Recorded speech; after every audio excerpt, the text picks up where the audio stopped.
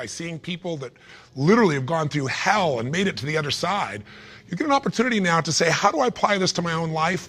Most of us think we have a problem in our life unless we have something that's a bigger problem to contrast it with. And when you see this story and you walk through their exact life experience of the course of these 2 years, the year that we work with them is 30 days, but you see the course of what's happened to them by finding out what's happened a year later, you begin to understand that it doesn't matter what happens in your life, you are more than any moment. There's no challenge you can't face and overcome. The events of our lives don't control our lives, our decisions do.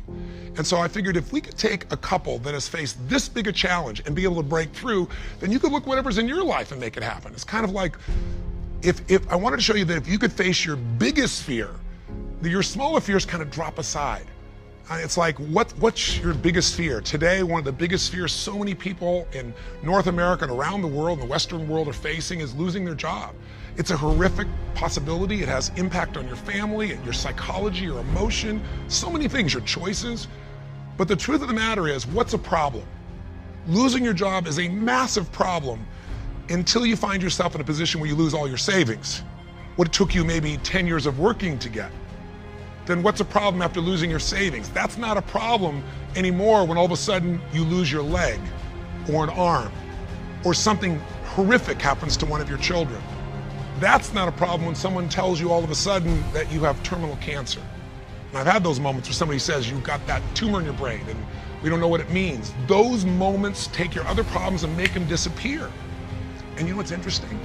When you ask most people in North America, what's the greatest thing that could ever happen to you? Give them 10 seconds. It's been done over and over again. First 10 seconds, what comes to your mind? What's the best thing that could ever happen in your life? The majority of people in North America say what? Can you guess? Winning the lottery. And many of them say winning a $100 million lottery, $200 million lottery. That's what's going to make their quality of life extraordinary. But when you do the studies, and there have been many done over the last 15 or 20 years on people that win these giant lotteries, what are their lives like 2 years later, 3 years later, 5 years later? Is the quality of their life extraordinary? Rarely, if ever. Because what's happened is they haven't grown. Life gives us these events, these quote horrific events, because there's an area of our life that has to grow. If you were to ask me, Tony, out of all the millions of people you've worked with, if someone really wants to feel alive, they want joy, they want happiness, they don't just want money or things or just even respect, they want to feel a sense that life is meaningful and alive, what does it take? I tell you one word: progress. When you're making progress in your life, it doesn't matter where it is, you're going to feel more alive. If you're overweight, but you get yourself today and you say, you know what, I'm stepping into gear. I'm just putting these darn shoes on. I'm not waiting for the perfect, person to come by and coach me. I'll get that too. But right now I'm just going for a walk, or I'm going to go for a jog, or I'm going to go lift some weights. I'm going to do something right now. And you get yourself into gear and you do that for a few days in a row. Even if you haven't lost the 10, 20, or 30 pounds yet, you're going to start feeling better immediately because you have the power of momentum and you're making progress. Progress equals growth. Growth equals feeling alive. We grow or we die. So what's the worst thing that could ever happen in your life? Same survey, ask the people in North America, 10 seconds to come up with the answer. Number one answer, to become a quadriplegic. That's why I made this show. Because the idea that I could be in a position where I'd be alive, but I couldn't physically feed myself, take care of myself, that I'd be completely immobilized, for most people, that's the scariest thought of all. To them, that's the worst possible fear. So by going through this journey with Frank and Kristen, and experiencing their emotions and seeing and feeling that in 30 days they could go from trapped in their home where there is no possibility of a future, no idea of intimacy, no idea of children, to world travelers who are doing things they weren't doing before when he was, quote, supposedly able-bodied, happier and stronger and closer in their love than ever before. And you know it's real, and you see the results a year later as we do the follow-ups, and you haven't seen the follow-ups, be sure to see that and hear about the story of what's happened with them. When you get that experience, it affects you, because it isn't somebody verbally telling you a story, it's something you kind of went through. So the idea here is, I'm sure you have some other fears outside the one we just came up with. Whatever you're afraid of, the job, the loss of relationship, trust me, it's small. If you'll face a bigger fear, that little fear will start to be handled pretty easily. That's why when all of us go through in our lives extreme stress, we're all going to go through it. You're going to have a home burned down, or something's going to happen to somebody you love, or someone's going to pass before you're prepared for it, which is almost always. Or you're going to find yourself in a financial situation that feels like you can't turn it around. or you might feel like personal character assassination, or maybe you get mugged, or maybe you get a terminal disease. We all will face multiple times in our life extreme stress. The difference in people's lives is not what we face, it's what we do with what we face. You can take yourself from a place where in the face of absolute total tragedy, you triumph.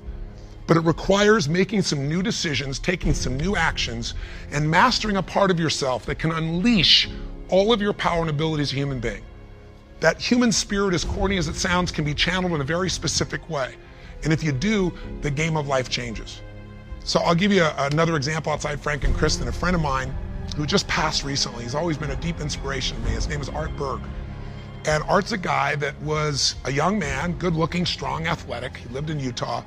And he fell in love with his absolute sweetheart. She was, you know, the most popular girl, the most attractive girl. She met all the criteria of a college boy. And his buddy and he are driving across the state to go to where he's going to get married. And he falls asleep in the back seat while his best friend is driving. And his best friend falls asleep in the middle of the night as they're driving. My friend Art Berg woke up rather intensely on the desert floor with the car upside down, his legs trapped beneath it, and unable to feel anything. He became a quadriplegic in an instant. His friend actually was beat up but actually survived. Now, what do you do in a situation like that? Well, the first thing most people do is they want to curse God or they want to curse their friend. It's not their fault. Most of what happens in our lives is not our fault, but what we do with it is going to determine the quality of our lives. Sometimes it is our fault, let's be honest. But lots of times, events happen.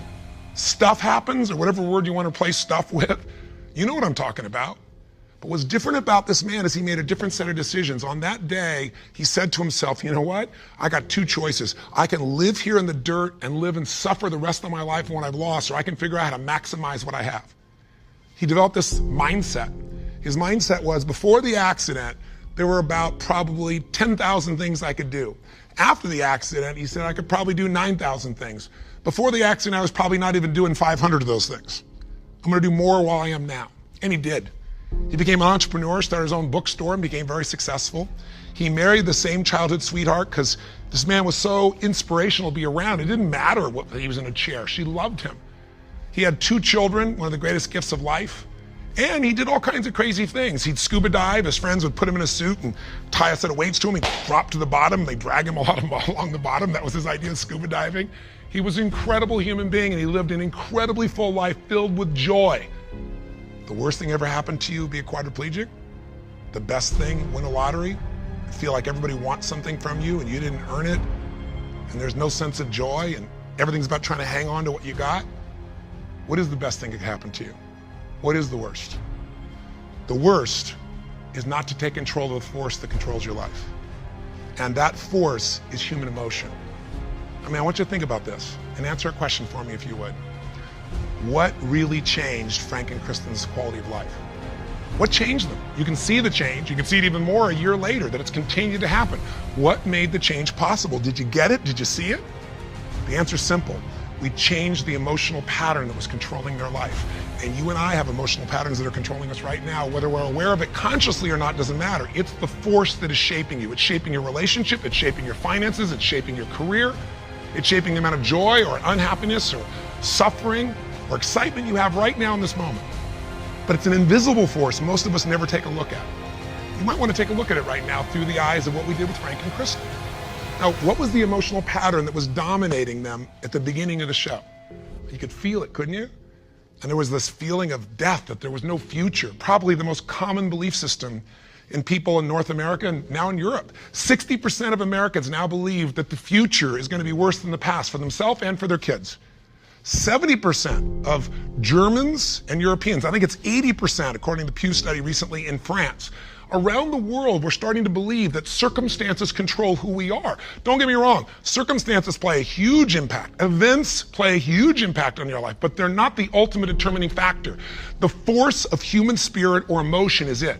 With the right emotion, you can unleash things you could never dream of. And I know you know this is true. So take a look, let's analyze. Where do these two live after the accident? Well, where would you live if you were Kristen? I mean, you've lost your future, supposedly. There's no intimacy. There's no chance of children. You've become the full-time nurse to your husband who you love, but now you're changing his catheter every few hours. You're afraid to leave the house because you're afraid, what if he falls over? He may stop breathing. I mean, there's no life. So she goes from the emotions of feeling depressed for the life she's lost to feeling angry. I call it a crazy eight. We get tired of feeling sad and then we'll get angry for a while, and then we beat ourselves up for being angry at ourselves or God or our partner, and then we get all depressed again. It's a common pattern. You don't have to have something like their event happen in your life to get stuck in a crazy eight. But interestingly enough, she's living in that place, and now what's Frank doing? Frank wants to help his wife, but he's got a limitation we got to break through. He's got a belief. All breakthroughs start with a change in your beliefs. Because once you believe how something is, that means you're certain that's how it is. If you're certain it can't change, you're right, it can't. I can't convince you, no one else can convince you. And Frank's thinking, I'm helpless and I've harmed my wife. And he's living with the emotions of guilt and sadness and depression. When he's tired of that, he gets completely overwhelmed because he says, if I just would have not jumped in, or if I would have jumped in a different spot, or a million other things, if they were different, then I wouldn't have destroyed my wife's life. Instead of saying, my wife needs me right now, and I don't give a damn if I'm trapped physically in this chair, my soul, my spirit's gonna reach her. That's my assignment, to get him to remember that power. To not only get him to remember it, but to get him to use it and shift his wife. And that's what we did through this process. How?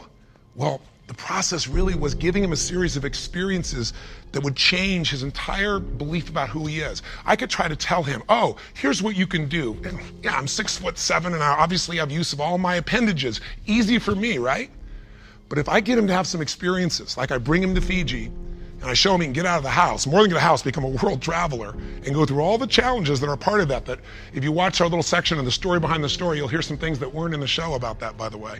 But I get him to travel to Fiji, and the first thing I gotta do with him is I gotta get him to experience, not know intellectually, but experience he can make a difference for his wife. He is not helpless, she needs him, and he can transform her. He can take her from crying, sad, out of control, angry, to laughing and giggling and feeling love that fast. It's a beautiful moment in the show if you watch. And all it is something called presence. Something if you're not clear about, do some homework, follow up with us or someone else, figure out how to create that, because that's what changes relationships, presence. It works. And Frank starts to understand, not verbally, but by his own experience, hey, I don't have to live in that sadness or that feeling of being unworthy or that feeling of being overwhelmed. I can matter. I can matter to her. I don't have to be the person she just takes care of. It was a huge shift in the experience. And I'm giving you Frank's example because it relates to yours. Maybe you have different emotions, but then we all get to points where we feel like we don't matter or we can't change something. We're stuck, and it's our belief. Great way to break that belief, get yourself another experience. That's what I do with people in seminars. That's what I do in any coaching process. Change it. What do we do after that? We take him through the experience of facing his fears, and we get him to do the skydive together with his lady. And he feels total freedom for the first time since the accident. You get freedom when you face your fear. Not just face it, but you push through it. I get him to face separation from his lady for 10 days. Get him to be in a room with Olympic athletes who couldn't move across the room. He couldn't move across the room, but now they're incredible, and he feels like he's not enough, and he has to push through that. Show him how to get back his dream, drive his truck, get in that thing and drive 100 miles an hour, even though all you got is your elbows to drive the darn thing, and I'm on the other seat. Pretty cool thing. So it was a stacking of these experiences that got Frank to own himself in a new way, to build a new identity, a new set of emotional patterns. So here are the steps, and this is what you want to do. What did I do with him? I did 4 things. That's all I really did at its core. Number 1, for both of them, for Frank and Kristen to transform, I identified where do they live emotionally. That's what you got to do. Where do they live emotionally? Well, we just described where they live. Depression, anger on one side, feeling guilty, feeling overwhelmed, feeling sad on the other. There's no way they can change their life with that as the emotional fuel to get you to take action. You're not going to take action. There's not enough intensity to get you to get through the obstacles or the tragedies or the challenges. Once you see what the pattern is and you tell yourself the truth, this is where I'm living, step 2 I did with him, is I identified what's the antidote. So if fear is what's controlling things right now, we need an antidote called courage. Now, courage doesn't mean that you're not scared. Courage just simply means that you're scared to death, but you do it anyway. It's an emotional muscle. It doesn't feel good, you just exercise it. That's what courage is. I mean, everybody you know has different emotional patterns. And it may be hard to see it in yourself, but I bet you know in other people. I mean, come on. Don't you know somebody who lives every day and they're angry all the time, or they're pissed off, or they're frustrated, or they're worried all the time? I mean, haven't you met people at different times who, don't you know somebody that's always kind of playful or crazy or cracking jokes? Better yet, do you know somebody who's not really funny, but they think they are? You know, and they tell a stupid joke and everything else. It's not even funny, but they crack themselves up so much that you find yourself cracking up, right? I mean, people have patterns. The question is, what's yours? See, if you can identify the patterns in other people, you can start to see them in yourself as well. And you know what we all do? We all find a way to try to get what I call home. Home is, I noticed after 9/11, I'm with 2,000 plus people from, I think it was 45 countries. That was in Hawaii. The accidents happened, the tragedy happened, you know, the attacks happened, and we got the information at 3 o'clock in the morning in Hawaii, and we had, you know, 100 plus people, 200 people that were from New York, many of which, you know, worked and had offices and friends in the towers, and all their friends died or their whole company disappeared. And I had to bring these people in from all these countries with different religions, different backgrounds, different belief systems. Some people were celebrating, other people were crying and saying it was the end times. It was unbelievable. I noticed all this emotion around me.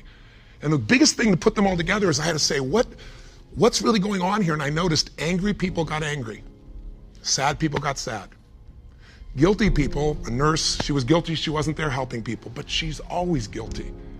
The angry lady's always angry. We all have a home. Many of the people didn't live in the United States, didn't know anyone in New York City, and they were yet angry, guilty, or sad. Why? They weren't angry, guilty, or sad about the 3,000 people a day that die of cancer and heart disease. They're all mothers, fathers, children. I pointed out that day. You can't be convenient with your compassion, and yet most of us are. We're unaware that we use events as a trigger to get home, back to the patterns we know, even if it's uncomfortable. So if you identify where you live, emotionally, the patterns that are limiting you, the second piece is find the antidote. Courage can replace fear. If you're feeling this unbelievable feeling of overwhelm, you need love or support. And not just go get it, go give it. See, finding that antidote starts to change the game. And then after you identify it, you find the antidote. Number 3 is you got to practice that emotion. I know that sounds weird. I'll explain what I mean in a moment. But you got to do that emotion enough consciously that you can go from frustrated or depressed to determined. And you know how to shift that gear, and it's not fake, it's not some pump up, it's real. And it changes your life when you can do that like that. And it's a biochemical change. It's not some I'm happy, positive thinking BS. That's not what I teach. I'm not here to tell you go to your garden and chant there's no weeds. I'm here to say there's the weed, go pull it out. But you're not going to pull it out without determination, without passion, without commitment. Am I making sense? So if you know the pattern, if you find the antidote, if you practice it enough, and then the final step, you condition it. You practice enough that you can just automatically go into it, that's when your life changes. So what are you going to do as your assignment for this week to take this little 10-minute rant I'm giving you and convert it into a massive, measurable increase in the quality of your life? I can't do that for you. You can do it for yourself if you do what I tell you. Here's what you're going to do. Step 1, and this will be on the web as well. Step 1, you got to identify where you live.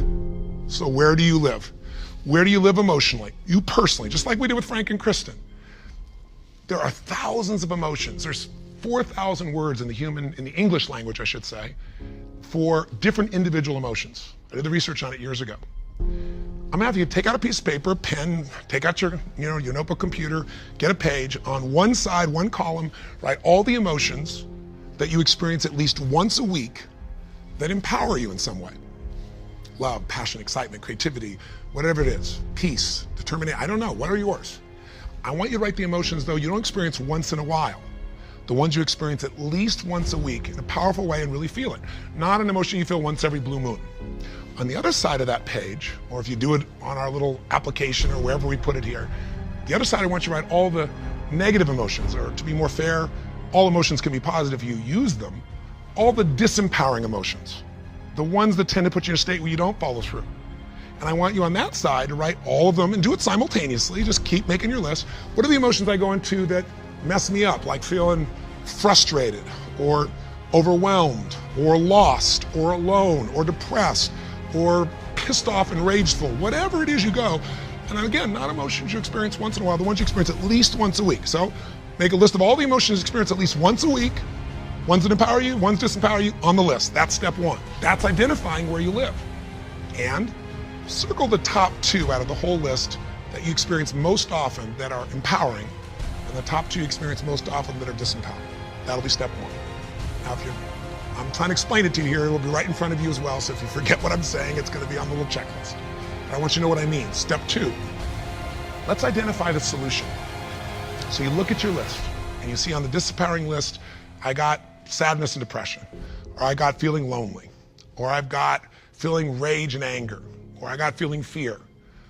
What emotional state would you like to feel in that situation that would change your life? If it's fear, maybe it's courage. Again, courage doesn't mean it's easy, doesn't mean you feel, confident. It just means you're going to do it anyway. Maybe it's determination. Maybe instead of feeling alone, you feel loving and you go give to somebody else. What's the antidote? What's an emotional pattern that if you live that, it would change the game? Is it faith? Is it passion?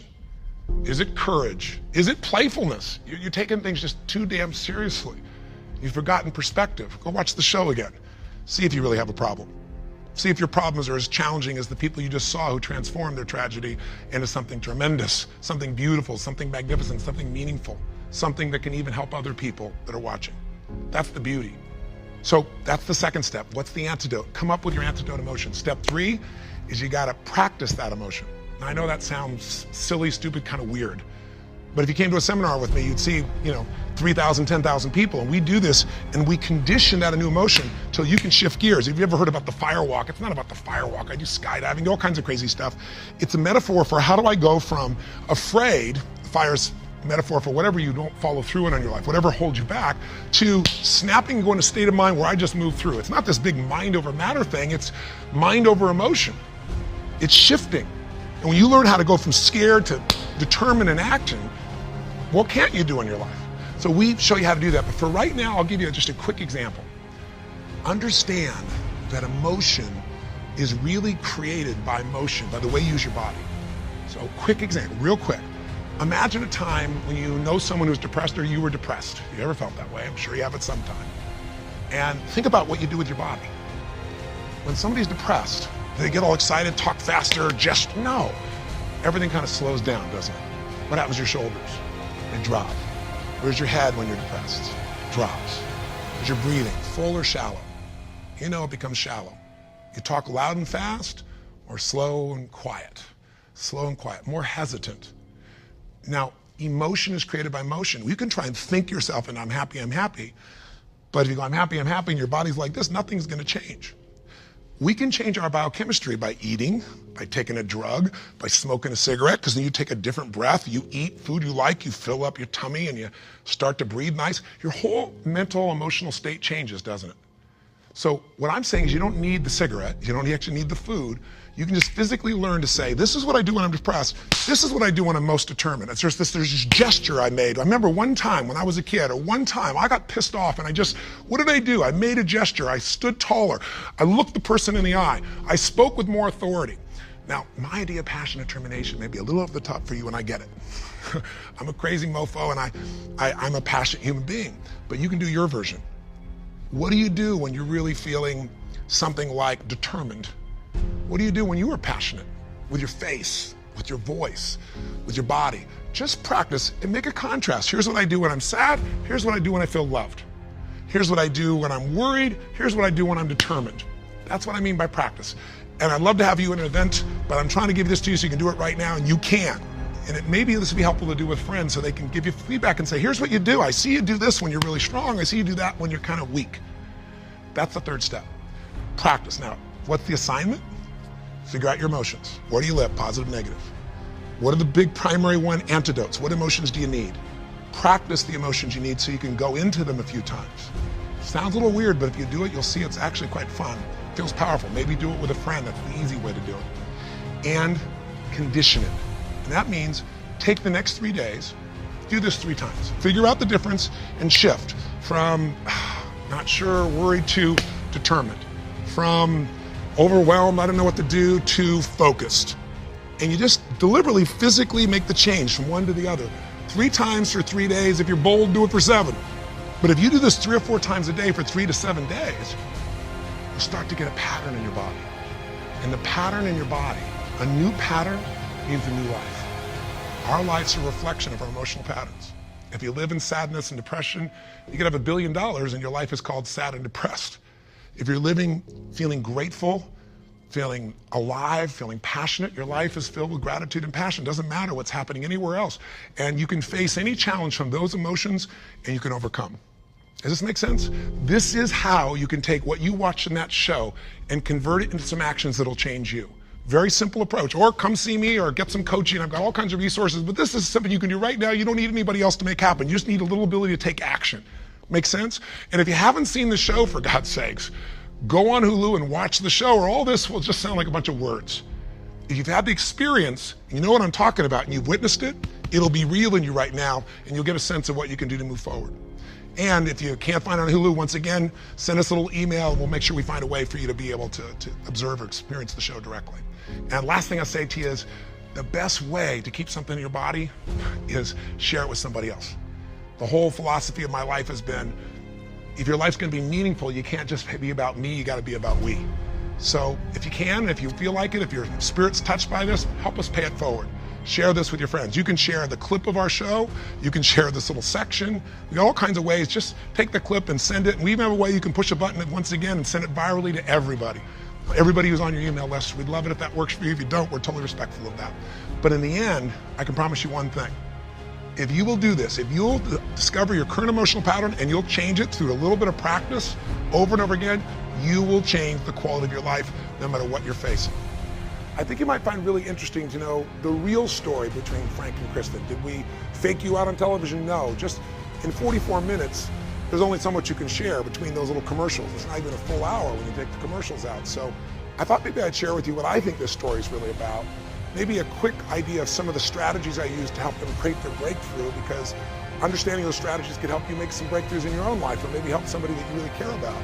And maybe thirdly, tell you some stories that weren't in that you might find interesting. And most importantly, maybe tell you where Frank and Kristen are right now, if you're interested to know a year later what their life is really like. So what's this story really about? Well, on the surface, you'd say it's a story that's a tragedy, right? I mean, it's obvious. Somebody goes down and they go for this great wedding and man becomes a quadriplegic right as he says, I do, virtually. It's about people losing their dreams. It's about having to, live with limitation. That's the surface story. And if we kept that surface story, then these people would live in the emotional state they were in at that time, which is a life they have to settle for, a life that's less than they had expected, which whenever our life is less than we expect, it doesn't matter what our life is like, we're going to be unhappy, we're going to suffer. So I believe this story is about the power of rewriting your story to change the quality of your life. And I don't mean that in some flippant way. I don't mean making something up. But whenever an event happens, there's the event and then there's their story about the event. You had a relationship and it ended. That's the event. Then there's the story of the relationship. There's the story of, oh my God, I was abused, or they didn't care, or they spent all my money, or they were just into whatever, or they were so selfish. And what happens to us in life is we forget what the real truth is, that you two just didn't match up. Or maybe even deeper truth. Maybe you didn't really understand your partner's needs. Or maybe your natures were totally different. If you thought that the end of the relationship was because you were different people with different natures, that story would make you feel very differently than they abused me, they screwed me over, they didn't care about me, they never did. Why do we make up such stories? Because our stories allow us to feel a certain way, and most of us try to get back to the emotions that we know, or at least we try to lower expectations so we won't be disappointed. Can you relate in any way in your own life? Have you ever been so disappointed the next time you don't want to get your hopes up? So you start trying to tear things down before you could ever get passionate about it or even excited about it, just because you don't want that drop. But if you protect yourself from the highs and try to never have that big drop, then you have to live in the lows. And that's where most people live in their life. They are constantly adjusting their blueprint of life to something smaller that's achievable so they won't be disappointed. And that's a life where you can be comfortable, but it's not a life where you can feel alive and passionate, in my mind, in my opinion. And so when I saw these people, I thought this is a perfect opportunity to show that these people, if they change their story, it can change the quality of their life. Because how do you know the quality of your life? By the stuff you got? Well, gosh, with the economy the way it is now, if that's your definition, you must be in a lot of stress, because I don't care if you're a billionaire or a barber, you got some stress right now because the world's changed and there are things that are outside our control that are happening, and there are things within our control. What I mean by that is, if life has to be a certain way for you to be happy, and life doesn't match it, then you're going to be pretty unhappy right now. And if you look at Frank and Kristen, it's the ultimate example of that. But I would say to you that if you got everything you wanted, and have you ever done that? Ever gotten a dream or goal you wanted and then still said, is this all there is? I've done it many times. I've been stupid. I think we've all been that way.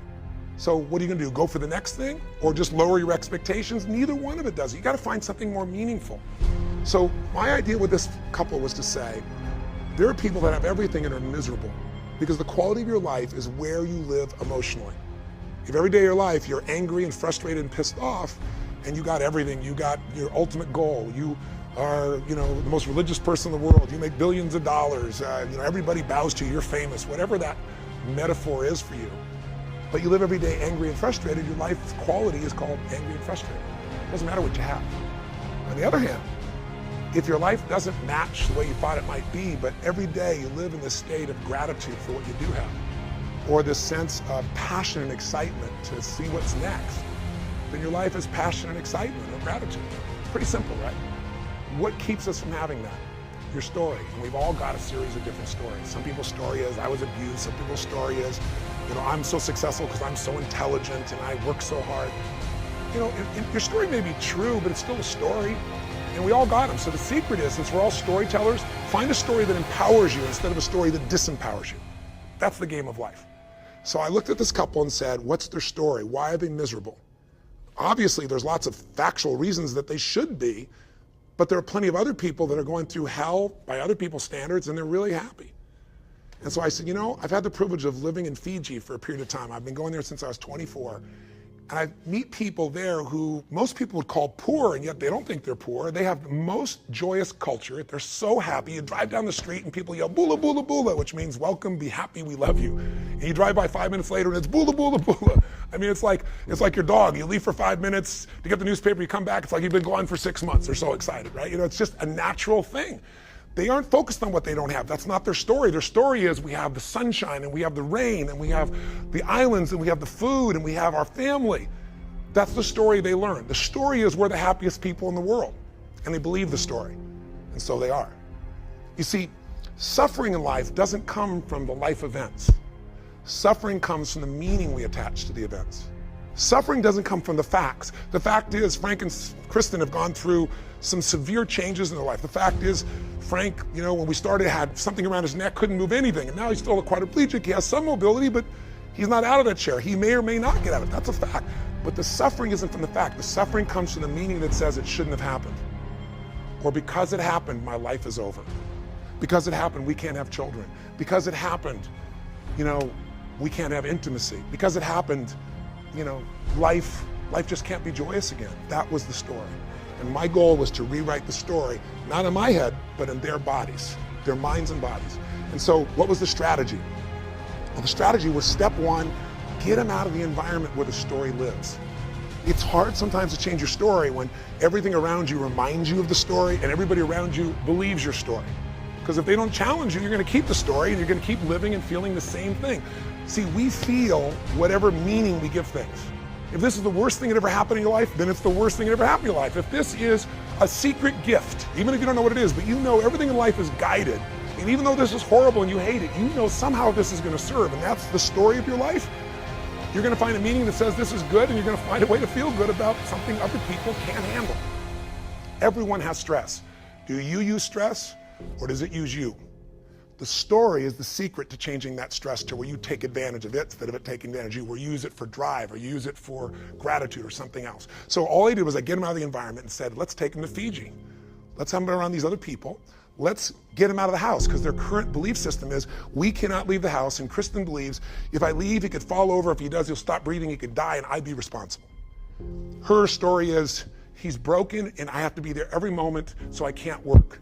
His story is I destroyed my wife's life and I can do nothing to help it. So I took them on a journey where I didn't tell them their story was wrong. I gave them an experience of a new story. I got them to leave and go to Fiji. Now, I'll tell you the story behind the story. Just a little quick one, right? To get them to leave the house was, that was a big thing. It may not be dramatic on television. We don't even show it, because in 44 minutes, who cares? But you might find this interesting. I decide I gotta get them convinced that they're gonna leave the house. Kristen's afraid, if I leave, he'll fall over. He's now gonna travel and get on airline and fly 11 hours to another part of the world and then get another small plane and then go to an island. He doesn't leave the house, it's impossible. Breakthroughs happen when you start to realize what was impossible is possible. Breakthroughs happen when you change a belief. I gotta get her to understand this. We get her incentivized enough that she's gonna go for it, that she starts to see the value of this, him too, and they step up with a lot of courage. I'm telling the airlines, everybody there, you gotta take care of these people. They're special, they're important, here's the situation. Everybody's prepared. NBC more than does their part. And they get to the LA airport, and what do you think happens? They drop him. They dropped Frank. They physically dropped him. Her deepest fear, his deepest fear, he's gonna break. And the beauty is, he's okay. He's shooken up, she's freaked out, he's freaked out, but they get an experience that he's not so weak. I would never have asked for this in a million years. I'm going berserk. I'm in Fiji hearing about this going, who do I kill? How could they drop him? Right? He gets to Fiji. You can't make these stories up. They drop him again. They drop Frank again. Some guy tripped and fell, and boom, they go down. And Kristen's freaking out, he's freaking out. They make it.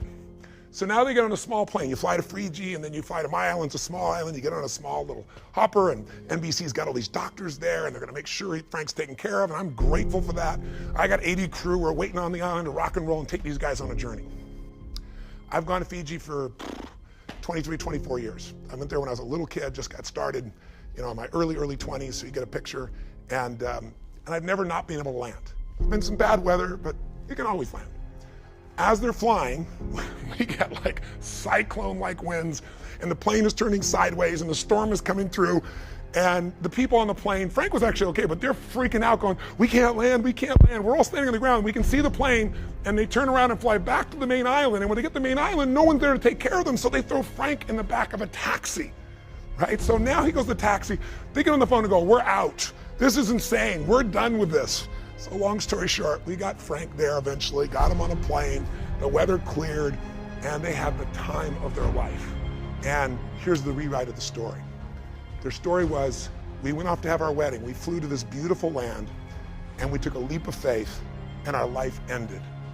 And the new story I wanted to write was, we flew to a beautiful land, we took a leap of faith, skydive, the leap of faith of even going on this. And at the end, we had the greatest possible life. We're closer, we love each other more, we're doing things we weren't doing before. And we took them on that journey by using a strategy of getting them to constantly exceed their expectations. To not have a belief, but just do it. And then you'll find out what you're capable of. So whether it's Frank breaking to his wife, or the skydive, or murder ball, or Frank driving his truck, something he couldn't do, couldn't even get the truck built together when he was supposedly able-bodied, we're gonna get him to do more than he did before, and suddenly the story is, I'm alive, we're world travelers, I'm a skydiver, I'm a murder ball player, I'm driving my truck 100 miles an hour in the desert. And the final part of the story, as you know, is rewriting their wedding. So you might say, well, that's interesting, Tony. If you're interested in other clips, go online here, and I don't know what we've got. We got different clips that didn't make it because it was a 30-day journey, and we had 44 minutes in primetime television, so there's some cool stuff. I know there's probably stuff there with Frank learning to drive, because before he drove me 100 miles an hour, he had to get in a car with 2 other guys who were murder ball players and try and drive 5 miles an hour and crash. You might see some other details of some of the work that I did with them. Look at some of the clips if you want, but if you want to know where they are today, 1 year later, I'll tell you. 4 months ago, I got a chance to get this phone call and got a kind of crackly sound, and all of a sudden it's Frank going, guess where we are? And I said, where? And he goes, camping. And I said, what? He said, Tone, our life is so changed, man. We thought we couldn't leave the house. We're out here camping. So here's this man who thought his life was over, couldn't do anything, that everything has changed for him. So I'm feeling pretty excited. This is, after 6-7 months of them, being done with the show. And then 3 months ago, I got a very different call. And that is, I get a phone call, and this time, Frank is to tell me that he has some bad news. And I'm thinking, what? I mean, they've been through so much. What could be bad news at this point? And Frank says, as long as I've known Kristen, I think 3.5, 4 years, he said, she's had these intense headaches, and they've gotten so intense. We took her to the hospital today, and a different doctor looked at her, and it turns out she has a brain tumor the size of a baseball. And then later they said a grapefruit. And as horrific as it was, I thought, God, if any family deserves a break, this is the family that deserves a break. It's just, why this family? But the beauty, and there's always a beauty, I believe, in things, was that Frank was strong. Remember, Frank's story was, I can't do anything. My wife has to take care of me. I'm a burden. And in this 30-day process, he shifted to taking care of her. He reassured her. He got her out of that pain. Didn't matter if he was in the chair. He got her through the skydive. He got her through it all. Frank took charge and became her man and gave her the strength she needed. She had one surgery, and it took, I think, 9 hours, and they couldn't get it all. And then she had another surgery 2 months, well, about 3 weeks ago, 2 months later. And I was with them last night, but about 3 weeks later, and the interesting part, the good news to the story is she got another surgeon, he got it all. She's free and clear of cancer, she's great. And the beauty is I went and saw them last night, just before I was gonna come film this. So I had to be associating because I was gonna be in Los Angeles. They live in Redondo Beach. And I wanted to show them the show so they'd see it before it came out. And first of all, they were both glowing. I mean, they're so happy with their life. Frank now, he's moving around. He went to the All-Star game. He saw the home run competition on his own with some buddies, jumped out of the car and made things happen. When she was in the hospital, he got himself up these ramps by himself. I mean, he's gotten so strong, but he's psychologically, spiritually, and emotionally strong and happy. And she said to me, and if you met her, Kristen's an amazing soul, she goes, Tony, it was a blip. She said, it's like after all we've been through, it's like, don't get me wrong, I had my moments. But to be in this situation, I had cancer and I'm through it, it's done. Look at our life, look where we are. And she's demonstrating something that all people who take extreme stress and grow from it instead of being traumatized by it, here's what they have in common. Number one, they find out who they really are. They find out, like you, like me, if you're tested by life and you don't give up, if you don't give yourself a story that you're broken or you can't turn it around, if you really live with it, you're gonna find out how strong you are. And the second thing that happens, you find out who your real friends are, your real family. Because when you have tough times, all your Facebook friends go away. Your real friends, they're the ones that are gonna be there when it's not fun to be there. Your family, you may have a lot of blood family, but who's your real family? The ones that be for you and you be there for them no matter what. Those relationships strengthen, and Frank and Kristen love each other even more because of this. And thirdly, it's almost like you get a psychological immunity from the next big disaster. Not that you don't feel it. It's just like, it's almost like when you get the stimulation of immunity, it's like, give it to me, baby. I know I can conquer this. I don't know how, but I've been through so much. Give it your best shot. And if you've had experiences in your life, I've had somebody say, you got a tumor in your brain, or this business is over, you're gonna go bankrupt, or every story you can imagine of disaster. And one of the great gifts of my life is I found people that don't buy that story and I've learned from them. And I haven't bought the story myself, and you can't either. It's not that the story is wrong, it's just pick a story that's gonna strengthen you and not one that's gonna weaken you. Pick a story that'll make you grateful instead of angry. If you pick your own story instead of life giving it to you or let the environment give it to you, you're gonna have a very, very different life. So that's some of the story behind the story. That's some of what happened that you didn't see on camera. There's so much more, and I could talk forever, as you probably have figured out by now, and you're on the internet probably going, how long is this guy talking? I have no clue. But thanks for watching. And if the spirit of this show touches you, please pass it on. My whole life is you grow and you give. So, and the more you share something, the more you feel it. So if you want to get someone to see this show, if it's not on, check it out on Hulu or someplace else, or pass it on to people. We'd love it if you pass it on. We didn't just do this to do a show. We did it because these times demand people to see new examples of what's possible. When times are tough, and it's a winter time right now, it's tough. People need role models of people that have made it through it so they know they can do it as well. And Frank and Kristen are that example, or one of those examples. And as corny as it sounds in the end, I think it's the example of love conquering all. They loved each other so much. They did more for each other than they would do for themselves. That's part of the beauty of being a human being. So thanks for listening. I hope you watch our stories next week. There's some clips on here. And if you want to take this story and apply it to your own life and change your life, I got a little breakthrough section that's, one of them is frankly 30 minutes and some are probably 10 minutes. So hang in there, but it'll show you how to use this for your own life to change or help other people too. That's another clip on the site. I think that's it for now. Live strong and live with passion. God bless.